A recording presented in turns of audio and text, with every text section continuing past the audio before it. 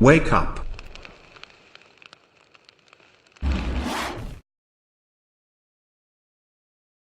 The mistreatment of the people. Could I interrupt because my time is limited, unfortunately.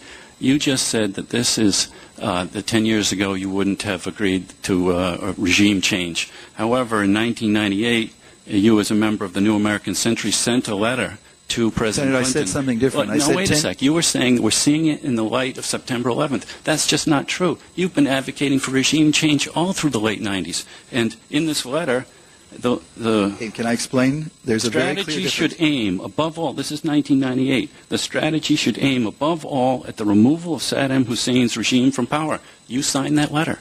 Senator, there's a very big difference. I was very clear. I don't know if it's in that letter, but elsewhere, I never thought before September 11th that we should use tens of thousands of American troops to do the job. Iraq had nothing to do with 9/11.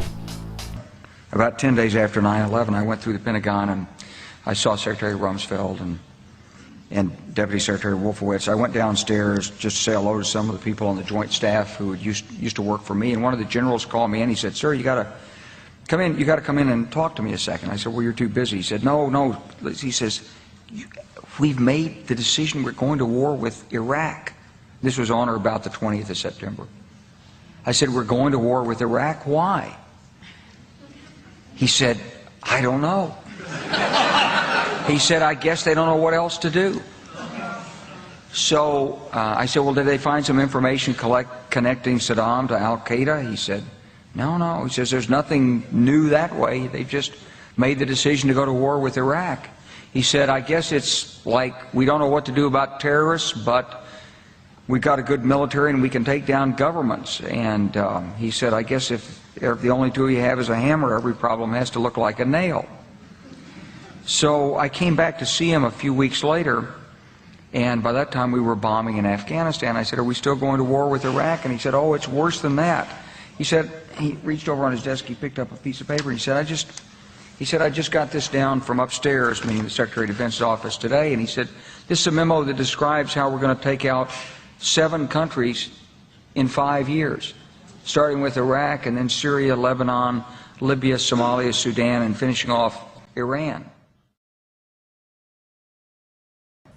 In 1973, I was on a St. Louis radio station during the Arab oil embargo, and a non-Jewish caller called up and he said the following. He said, "You know, I don't understand. You Jews seem to be the tail that wags the dog. You want America to take great concern over the Jews of Russia and exacerbate tensions with the other superpower. You want us to help Israel and have hostile, therefore more hostile relations with those who have our oil. What gives with you Jews? Are you the tail that wags the dog?" It took the World Trade Center bombing to take Hamas seriously in America.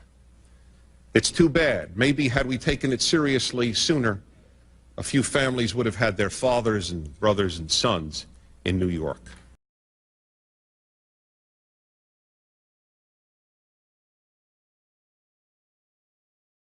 My friends, the enemies of Israel are not the Boy Scouts of the world.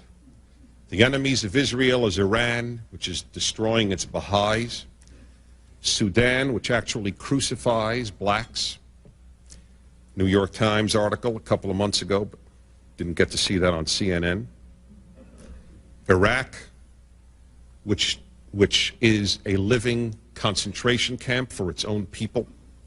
Syria, which destroyed 20,000 of its own citizens in just one fairly well-known operation a few years ago. Hamas, whose agenda is the destruction of anyone who opposes their theocracy. Those are the enemies of Israel. They are also the enemies of good people. It is not a position we Jews asked for, but when we make this known to non-Jews, they will understand why we are here. Joining me now here in the BBC World studio is the former Israeli Prime Minister Ehud Barak, who's in London at the moment. Mr. Barak, welcome to BBC World. First, your reaction, having heard what's happened. At least 4 planes have been hijacked, and there may be more.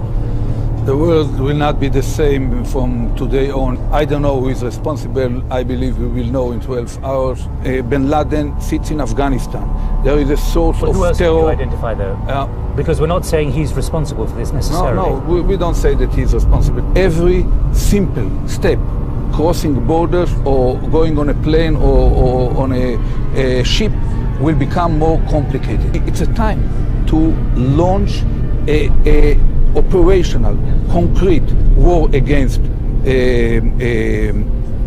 terror, even if it takes certain pains from the routine activities of our normal society. This is the time to deploy a globally concerted effort led by the United States, the UK, Europe, and Russia against all sources of terror. Consistently, along 6 or 10 years, Iran, Iraq, Libya, North Korea. This is the only way. Without this clarity of purpose, there will be no world order, no world order, no world order. Working with our G8 partners, the United States has created the broader Middle East and North Africa Initiative to build partnerships with people in the region who are working for greater liberty. The flagship of this bold new policy is the Forum for the Future, an unprecedented international venue to amplify the voices of reform that are redefining the region. Together, we will tackle the urgent goals of the Forum: political openness, economic liberty, educational opportunity, and the empowerment of women. Today, nations all across the world are speaking a common language of reform, and they are helping citizens throughout the broader Middle East to transform the parameters of debate in their societies. The people of this region are expressing ideas and taking actions that would have been unthinkable only 1 year ago. Some in the Arab media have even asked why the only real democracies in the Middle East are found in the quote-unquote occupied lands of Iraq and the Palestinian territories. What an incredible thought. Today, citizens in the region are demanding that their governments respond to this simple, audacious question. And many states will have to answer their people's call for genuine reform. Jordan and Bahrain and Qatar and Morocco are all taking steps to introduce greater openness into their political systems. Egypt has amended its constitution with electoral reform, and even Saudi Arabia has held multiple elections. And just last week, remarkably, the Kuwaiti legislature granted its women citizens the right to vote.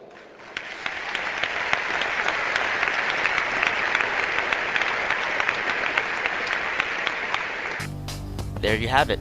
All the chaos we see today was deliberately planned by the Zionists. In 1982, Oded Yinon of Israel's foreign ministry drew up a plan for a greater Israel. The plan is to destabilize governments of surrounding regions by creating sectarian war to expand Israel's hegemony in the Middle East. It's been followed to the teeth.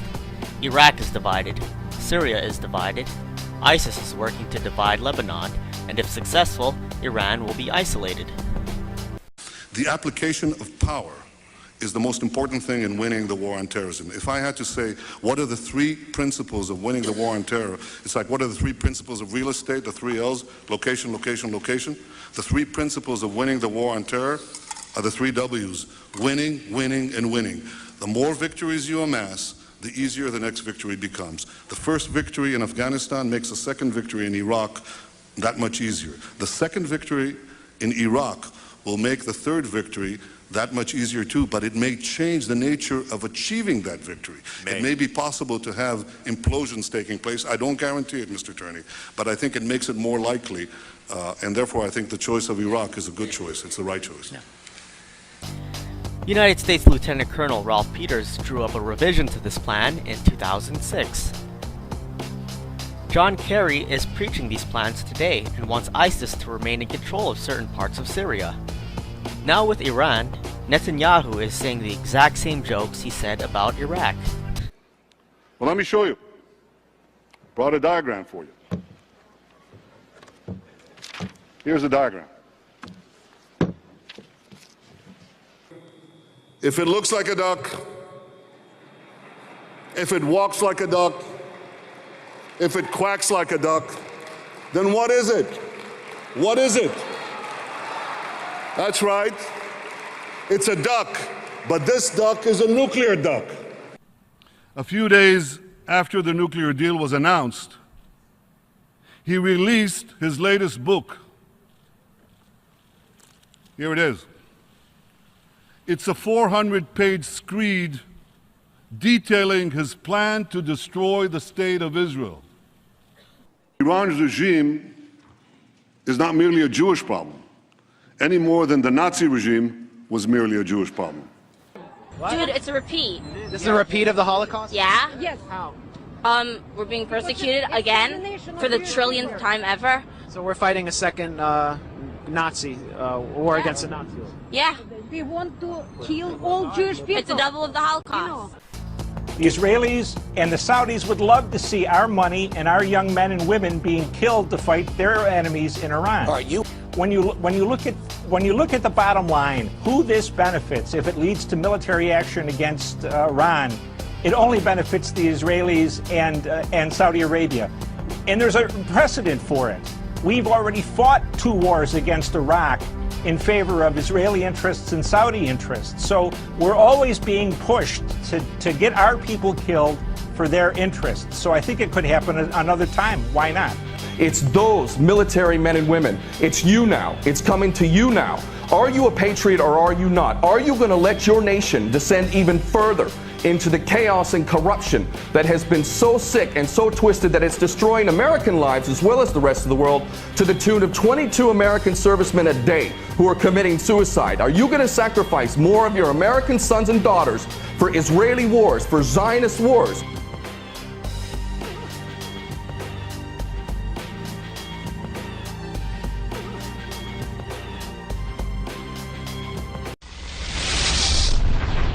Wake up.